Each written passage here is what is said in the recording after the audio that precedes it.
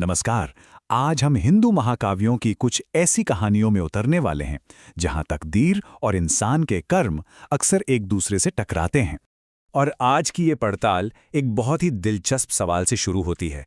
सोचिए जरा, क्या होता होगा जब कोई ऐसा इंसान जिसने कभी कोई स्त्री देखी ही ना हो, पहली बार किसी स्त्री से मिले? तो आज हम एक अनोखे ऋषि से मिलेंगे, सूर्यदेव के एक छुपे हुए बेटे की कहानी भी जानेंगे और एक ऐसे भाग्य को देखेंगे जो जन्म के साथ ही लिख दिया गया था।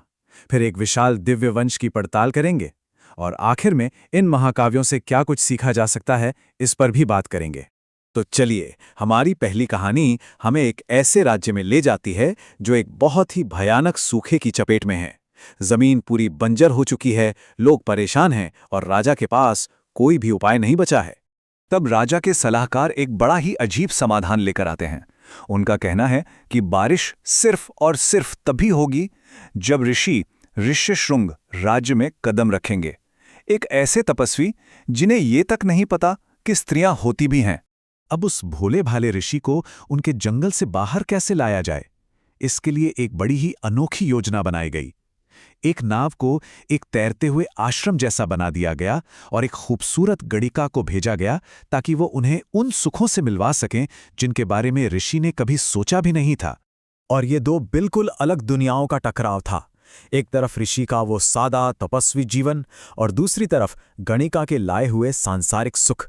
ऋषि के लिए तो ये सब इतना नया था, इतना चकित करने वाला कि वो इसे अपनी तपस्या का ही कोई मीठा फल समझ बैठे।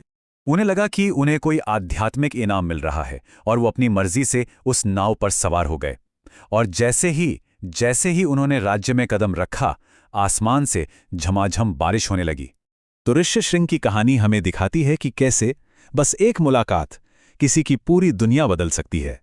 अब हम भाग्य की एक दूसरी बहुत ही गहरी कहानी की ओर मुड़ते हैं, कर्ण की त्रासदी। महाभारत के सबसे महान लेकिन शायद सबसे बदनसीबी योद्धाओं में से एक। कर्ण का पूरा जीवन ही एक तरह की त्रासदी है। जन्म तो दिव्य था, सूर्यदेव के पुत्र के रूप में, लेकिन अपनी मां की एक मजबूरी के कारण उन्हें त्याग दिया गया और फिर एक सारथी के घर में पलने की वजह से उन्हें जिंदगी भर सूतपुत्र होने का ताना और अपमान झेलना पड़ा। सोचिए, जब युद्ध से ठीक पहले उनकी मां कुंती आकर उन्हें अपनी असली पहचान बताती हैं तो कर्ण एक धर्म संकट में पड़ जाते हैं। वफादारी और परिवार के बीच फंसे कर्ण उस मां को एक ऐसा वचन देते हैं जिसने उन्हें कभी अपनाया ही नहीं था, और ये वचन दिल दहला देने वाला है। हमारी अगली कहानी शिशुपाल की है। एक ऐसा व्यक्ति जिसका अंत उसके जन्म के साथ ही तय हो चुका था। शिशुपाल जब पैदा हुआ तो उसकी 4 भुजाएं थीं। ये एक बहुत बड़ा अपशकुन माना गया और उसके घरवाले घबरा गए।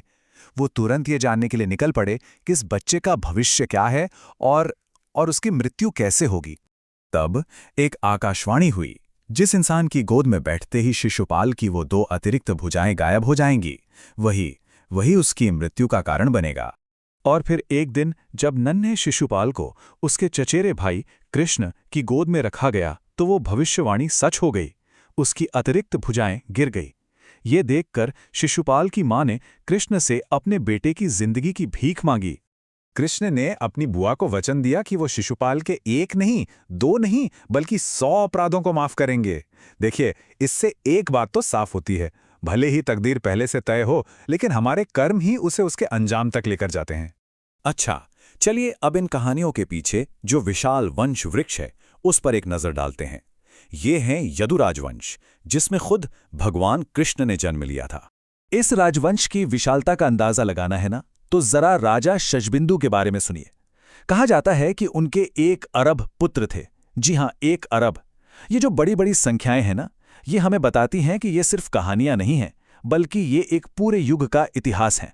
इस वंश की कथा को सुनना महज एक इतिहास का पाठ नहीं माना जाता, ये एक पवित्र कार्य है। ऐसा माना जाता है कि इसे सुनने भर से पाप नष्ट हो जाते हैं, मन शुद्ध होता है और ईश्वर के प्रति भक्ति बढ़ती है। तो फिर भाग्य, चुनाव और धर्म के बारे में ये महाकाव्य हमें आखिर सिखाते क्या हैं? इन किरदारों की जिंदगी से हमारे लिए क्या सबक निकलते हैं?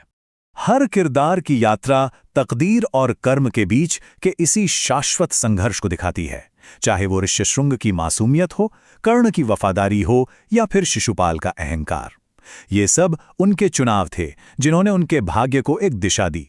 ये प्राचीन कथाएं हमें कोई सीधा साधा जवाब नहीं देती, लेकिन हाँ, ये हमें एक बहुत गहरे सवाल के साथ जरूर छोड़ जाती हैं कि हमारा जीवन क्या वो तकदीर की लिखी एक कहानी है या फिर हमारे अपने चुने हुए रास्तों का नतीजा।